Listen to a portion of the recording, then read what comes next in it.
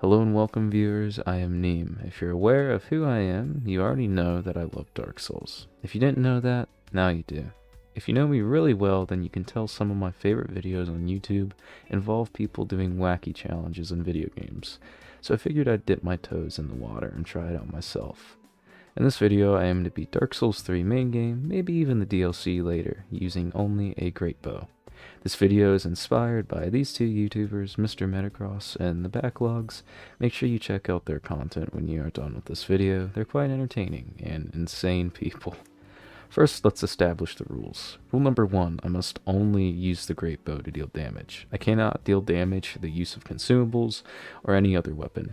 However, consumables like the alluring skull that don't do damage and don't really directly affect enemies can be used. And I won't be narrating every part. Some parts I will just show in their entirety, and I apologize in advance for the less optimal recording quality. Without further ado, enjoy. Typically, you cannot get the great bow this early in the game, and even if you were able to, you wouldn't have the stats for it. Lucky me, I know a super, totally, and legit way to get past this by using immense skill and brain power. It's called Cheat Engine. After I acquired the great bow, I made my way towards Gundier, where we quickly find out why this run might be difficult later down the line. The damage is fine, great actually. The draw speed is the issue. The weapon requires Twinkling and Titanite to upgrade, which isn't bad by any means, but it means our weapon can only go to +5, and the scaling is less than favorable, but it'll do. You'll notice that most of the challenge from bosses will be finding openings within their attacks later in the video, and my own patience. After a couple minutes, Udex Gundier goes down, and quite literally, look at how cool this kill is. I think I'm getting just more headshots. Airshot? Oh, killed him in the air. That was stylish. There really wasn't much to do in Firelink Shrine and High Wall of Lothric, so I basically just ran straight to Vort. Vort was a bit more challenging than Gundier, but only by a slight margin. We're still in the early game, so the bow does some pretty hefty damage to the bosses, but I have a feeling that the damage may drop off pretty soon. The best thing about Vort is that he is a slower boss, which means there are more opportunities for us to attack. I didn't really think he was much of a problem until his second phase, but even then, I still won the first try. Just bait his dash into his breath attack, and it's a pretty easy fight.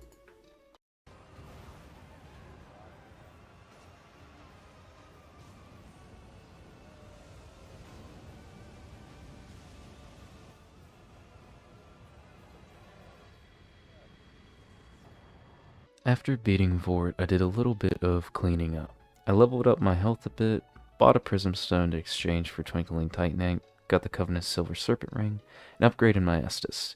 Did you know that in order to upgrade your Estus you need both of the flasks? I didn't until this run, because I somehow forgot to pick up the Ashen Estus. After the cleanup, I got the flag from the hag and attempted to fight the dancer. I lost, then made my way to the Undead Settlement.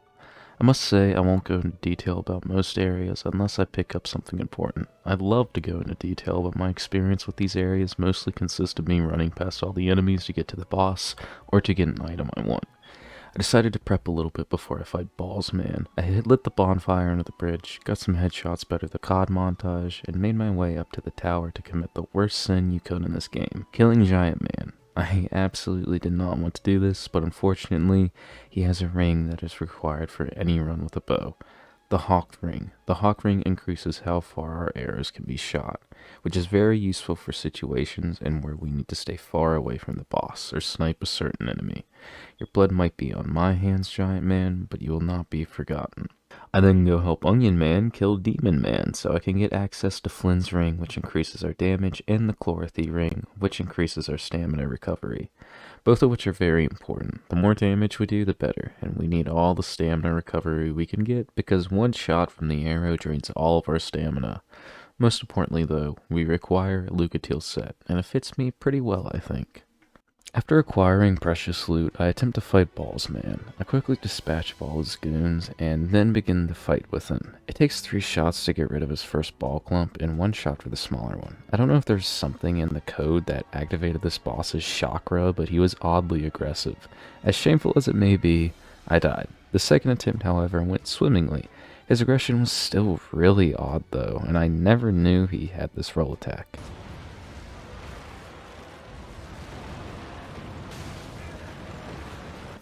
Despite all this, I beat him. He doesn't really give us anything useful, there isn't really anything we can get from boss souls in this run, but hey, the extra souls do help. There wasn't much to do in Road of Sacrifices, so I made my way straight to the Crystal Sage. To be honest, I was worried about the Crystal Sage. She has ranged magic, which can easily counter my build, and there's the added clones in her second phase. My worries were diminished quickly though, for I fell in the ultimate strat of just standing there. I stood behind this rubble the whole fight, and while I did get close to death a couple times, the fight went pretty well. It was oddly satisfying, standing in the safe corner shooting her from afar. So far, all of the bosses have been easy though, which is surprising, honestly. After killing the Crystal Sage, I upgraded my bow and my Estus once or twice, and then I suffered through the average fair and keep run, grabbing a Twinkling Titanite along the way. All will be. Oh no! No! Okay. Please, please, please, please, please, please, oh God, please. Oh God, oh God, oh God, oh my controller disconnected, oh hell, oh hell, oh hell. Damn it. And came across the first real challenge of this run, the Abyss Watchers. From the moment I started this run, I was afraid of these guys, and here's why. The Abyss Watchers are A, very agile, and B, they have very few openings compared to the other bosses we've fought previously. Their attacks can easily close the distance between me and them, and they can hyper armor through some of our shots. This didn't happen too often, but when it did, it put me in a pretty bad position. Needless to say, I died on my first attempt, and even my second, but you know what they say, third time's the charm. I managed to start off the fight with a lot of hits from my great bow, bringing the Abyss Watcher to almost half, just barely into his fight. Once the second Watcher appears, there isn't much I can do. All I can do is run around for a bit until the Red Eye Watcher appeared. Now this begs the question, is the Red Eye Watcher not allowed? My answer is no, he's fine. He didn't really do much in this fight anyway, and it isn't like I left him to do all the work for me. So I think the 2 hits he did to the main Watcher doesn't count against the rules. I shoot the Watcher a few times and then he enters his second phase. I immediately got jump scared because he spawned right next to me, and there were a few close calls. His tracking flame proved to be very dangerous against my range build, but in the end I remained victorious, killing him as he jumped in the air towards me, similar to Vort. I can get him. Oh, yes. Yes. Oh, we're so close. Perfect. Yes! Even when he jumped! Even when he jumped! That was so cool! Woo! Hey, so footage for the catacombs up to Pontiff corrupted, so I can't show any of that at all. I've tried to recover it, but it's just not possible for me. So I'm just going to keep it short. None of these bosses pose a significant threat. I upgraded my weapon once or twice, and that's really it. So now we're just going to move on with the rest of the run. I'm very sorry for this inconvenience. On Orlando, like the areas before it, was not anything special. The Bang Bros, well, one decided to kill himself because he didn't feel like getting penetrated today. I'm sorry. And I finally got a taste of my own medicine from the archers here.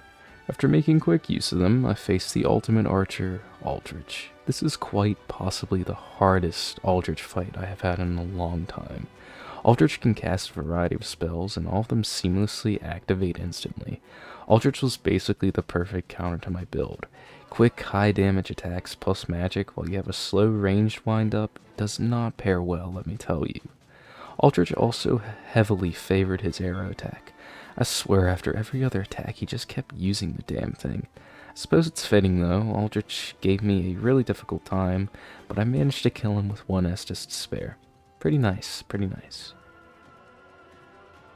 After killing Aldrich, I gave the Dancer of the Boreal Valley a couple tries, and I didn't do very well, so I just went through the prison, not gathering much other than getting the Yorm's bonfire. I made my way back to the Dancer, and she was another tricky one. Dancer was the first boss to really test my ability of finding openings. Almost all of her attacks consisted of high damage and long sweeps that could close the distance between her and I very easily. The damage at this point in the game is still good, so I don't have to worry about that, but bosses are getting much more nimble, which is a huge trouble for me. Really, all I could do for this fight was just stay back and hope that she doesn't use one of her long follow-ups. It didn't help that my arrows would miss her occasionally due to how slim she is. Dancer took the most attempt out of any boss thus far. A surprise, but a welcome one. Cyros was pretty much the same as the Dancer. This fight was the first fight that almost depleted my whole arrow stock. Due to his spastic nature, I kept missing shot after shot. I got him stuck on one of the branches in his fight, which allowed me to get a couple free hits, but was super inconsistent.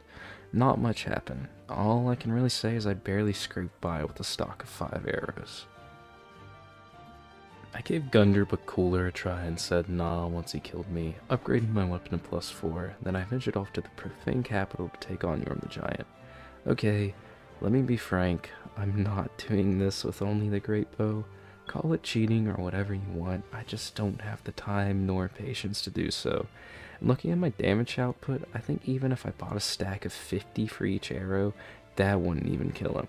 So I killed him normally, then made my way to Lothric Castle. The enemies here were a pain, so I just decided to kill the dragons patiently with our bow. Then we hit our first brick wall.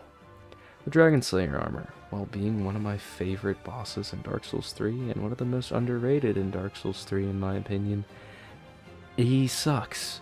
He is truly the perfect counter to my build. High damaging attacks that come out in an instant, a giant shield that blocks all damage, options to close the gap between he and I, and a soul that just won't quit. I gave him a fair bit of tries, but decided that I needed to increase my stats a bit more before I am ready. First boss on the checklist is Champion Gundier. Champion Gundier. Ooh boy, this guy was a doozy.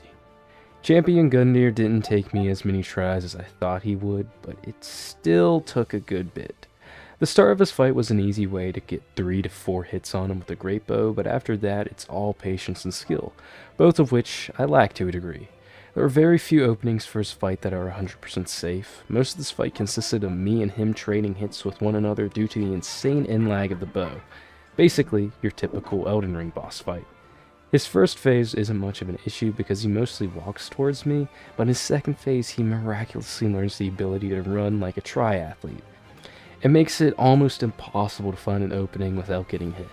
A couple of his slams were safe, and there's this one sweeping attack to end one of his combos that was more often than not safe, but that was really it. Gundier was incredibly tricky to get down. To be quite frank, it mostly came to me being lucky. After about 5 or so attempts, I finally vanquished Gundier, and that was via headshot too. For some extra cash, I killed the dragon, then upgraded my great bow to its final level. After that, I faced the Dragon Slayer armor and it went much better. I think the reason why I kept dying was because of my health pool, but after investing some more levels, I made this guy quick work. There were a lot more openings than I thought, especially in his second phase. With all the charging attacks, I was able to hit him pretty frequently at a safe enough distance. The skeleton bone things throwing up magic was a slight hindrance, but nothing more than that. We just broke this brick wall like a level 6 wall breaker, but we're heading into another one.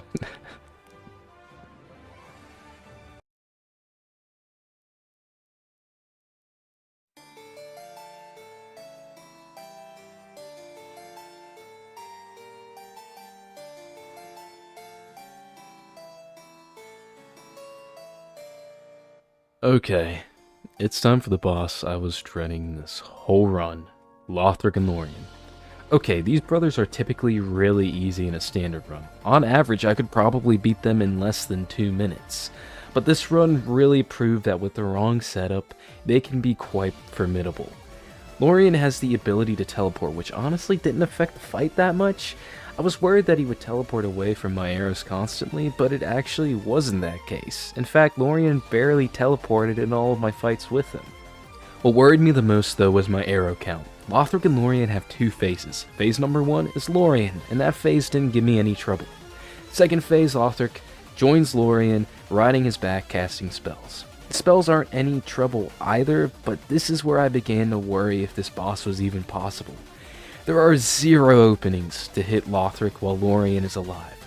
Believe me, I tried everything I could, there is nothing. So how do I go about hitting Lothric? By killing Lorien. Every single time. This process was very time consuming, and my anxiety only spiked as my arrow count was getting lower and his health was still pretty high. Headshots were crucial to killing him. Almost every shot would have to be a headshot for me to even have the chance at killing Lothric. What makes this so hard wasn't aiming. In fact, it was that my arrows would just not hit Lothric sometimes. No, seriously, I would hit Lorien's head at the correct distance, and my arrow would just phase through him. And this happened so many times I can't even begin to count. To remedy this, I bought a couple stacks of Oni Slayer arrows, and thank the heavens that I did, because without them, this fight would actually be impossible. Even if I managed to get a headshot with every arrow at the max damage possible, this fight would be impossible if it wasn't for an extra set of arrows. I simply would not have enough arrows to kill these brothers, but thankfully, I did. After about an hour, I finally took these princes down, and it was time to move on to our final opponent.